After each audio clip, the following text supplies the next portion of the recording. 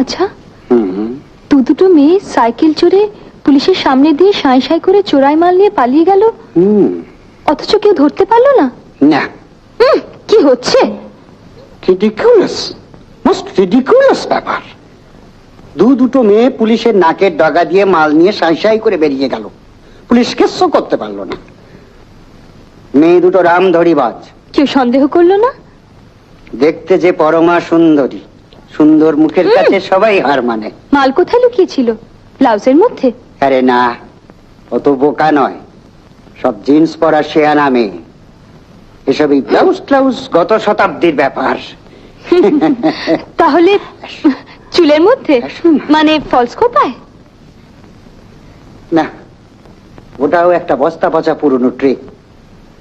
সাইকেলের চেনে যে কাভার থাকে, কাভার দেখেছ? তার মধ্যে কচ্ছপের ডিমের সাইজের দুটো হিরে আটকানো ছিল।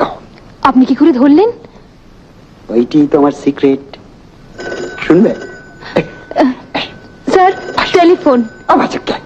না, আমাদের ক্লায়েন্ট হতে পারে। স্যার, আপনার বুড়ি, মানে আপনার ওয়াইফ হতে পারে।